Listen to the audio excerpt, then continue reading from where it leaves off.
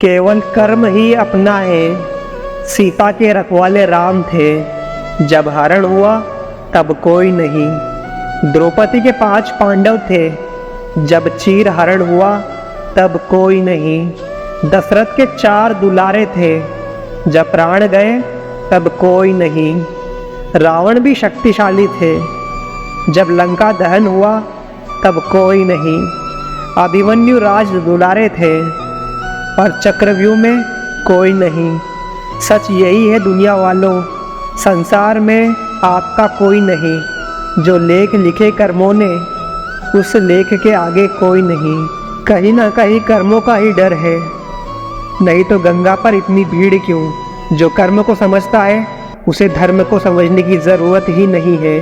पाप शरीर नहीं करता, विचार करते हैं, तो गंगा विचार को नहीं सिर्फ शरीर को धोती है। कुछ खोकर लौटे या ना लौटे, पर आपका कर्म अवश्य लौटता है, फिर चाहे वो अच्छा हो या बुरा। तुम्हारा अधिकार तो केवल कर्म करने का है, फल तो ईश्वर के हाथ में है। इसलिए ना कर्म से भागना उचित है और ना ही कर्म के फल की आशा करना उचित है। जो व्यक्ति अपने कर्मों से आशाएं और इच्छाएं नहीं रखता, उसी के कार्य पूर्ण होते हैं। है अर्जुन, मैं सब भूतों के हृदय में स्थित आत्मा हूँ तथा संपूर्ण भूतों का आदि, मध्य और अंत भी मैं ही हूँ। मैं अदिति के 12 पुत्रों में विष्णु और ज्योतिषियों में किरणों का न सूर्य हूँ तथा मैं 49 वासुदेवताओं का तेज और नक्षत्रों का अधिपति चंद्रमा हूँ। मैं वेदों में समावेद हूँ, देवों में इंद्र हूँ, इंद्रियों में मन हूँ और भूत प्राणियों की चेतना अर्थात जीवन शक्ति हूँ। मैं 11 रुद्रों में शंकर हूँ और यक्ष तथा राक्षसों में धन का स्वामी कुबेर हूँ। मैं 8 वसुओं में अग्नि हूँ और शिखर वाले पर्वतों में सुमेरु पर्वत हूँ। पुरोहितों में मुखिया बृहस्पति मुझको जान। हे पार्थ, मैं सेनापतियों में स्कंद और जलाशयों में समुद्र हूँ। मैं महर्षियों में भृगु और शब्दों में एक अक्षर अर्थात ओंकार हूँ। सब प्रकार के यज्ञों में जप यज्ञ और स्थिर रहने वाले में हिमालय पहाड़ हूँ। मैं सब वृक्षों में पीपल का वृक्ष, देव ऋषियों में नारद मुनि, गंधर्वों में चित्ररथ और सिद्धों में कपिल मुनि हूँ। पेड़ों में अमृत के साथ उत्पन्न होने वाला श्रवा नामक घोड़ा, श्रेष्ठ हाथियों में ऐरावत नाम का हाथी और मनुष्य में राजा मुझको जान। मैं शास्त्रों में वज्र में कामधेनु हूँ और सर्पों में सर्पराज वासुकी हूँ। मैं नागों में सांपों की जाति शेषनाग हूँ और जलचरों का अधिपति वरुण देव हूँ। पितरों में यरमा नाम पितर तथा शासन करने वालों में यमराज में हूँ। कर्म पर विश्वास रखिए, राशियों पर नहीं, क्योंकि राशियाँ तो श्री राम और रावण की एक ही थी, लेकिन नियति ने फल उनके कर्म के अनुसार दिया। आप वापस नहीं जा सकते और शुरुआत को बदल नहीं सकते, लेकिन आप जहाँ हैं वहाँ से शुरू कर सकते हैं और अंत को बदल सकते हैं। आज जो कुछ आपका है पहले किसी और का था और भविष्य में किसी और का होगा। परिवर्तन ही संसार का नियम है। आस्था और प्रार्थना दोनों अदृश्य हैं, लेकिन वे असंभव को संभव कर देती है। जिसने अपनी विपत्तियां नहीं देखी, उसे अपनी ताकत का भी एहसास नहीं होगा। मन की सच्चाई और अच्छाई कभी व्यर्थ नहीं जाती। यहाँ वह पूजा है जिसकी खोज ईश्वर खुद करते हैं। सत्य है कि पूरी दुनिया जीत सकते हैं संसार से, और जीता हुआ भी हार सकते हैं अहंकार से।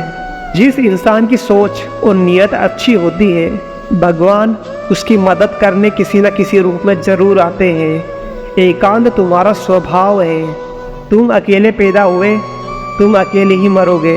जो मौन को समझ ले वो पूजनीय है, फिर चाहे वो माँ हो, पत्नी हो, प्रेम हो या परमेश्वर।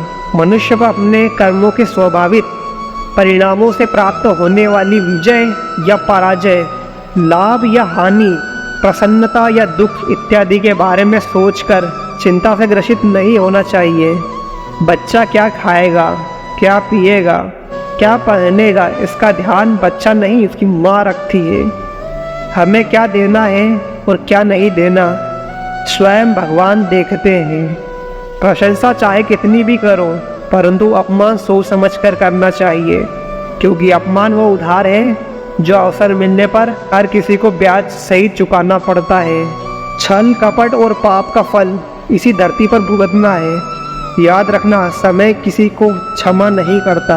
शंका का कोई इलाज नहीं, चरित्र का कोई प्रमाण नहीं, मौन से अच्छा कोई साधन नहीं और शब्द से तीखा कोई बाण नहीं।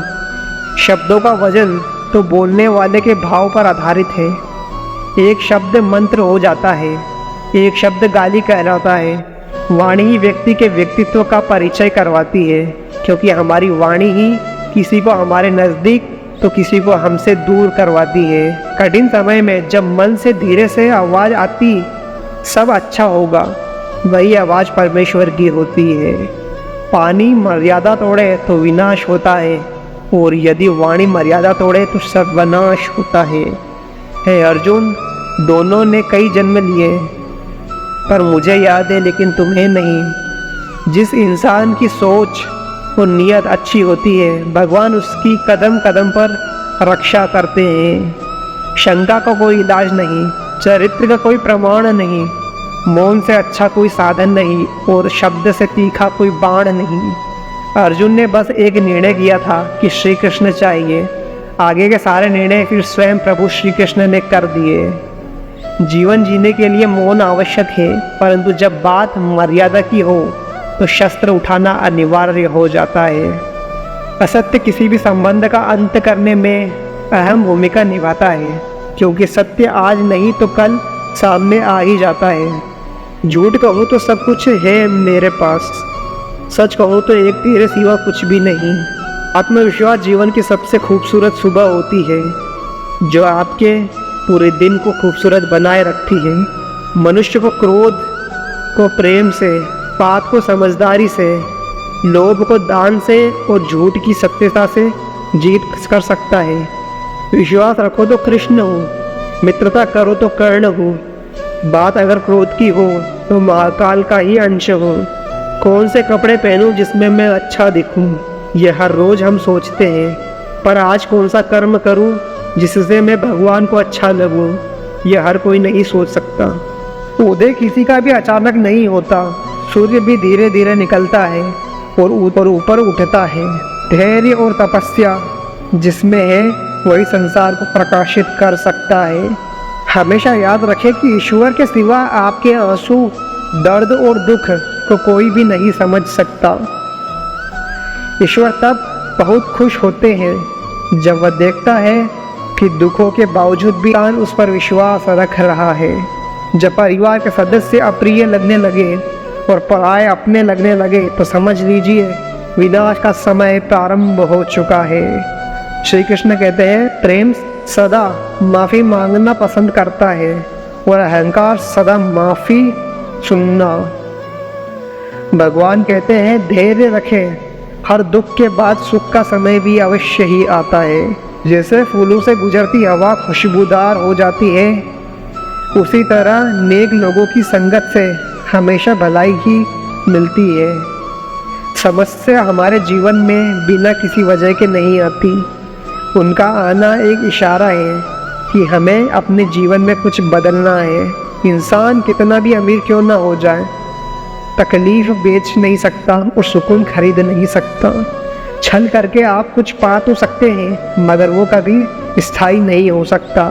अगर कोई आपसे नाराज़ है और उसे यह गुरूर है कि आप उसे मना लेंगे, तो उसका ये गुरूर कभी टूटने मत देना।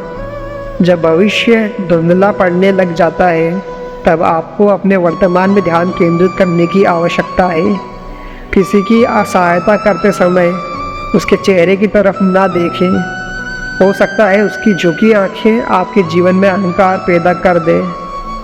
जो चला गया वो लौट के फिर नहीं आएगा, तेरा कर्म ही है जो संग तेरे ही जाएगा। किसी का अच्छा ना कर सको तो बुरा भी मत करना, क्योंकि दुनिया कमज़ोर है लेकिन दुनिया बनाने वाला नहीं। मनुष्य को जीवन की चुनौतियों से भागना नहीं चाहिए और न ही भविष्य और ईश्वर की इच्छा जैसे बहानों का प्रयोग करना चाहिए।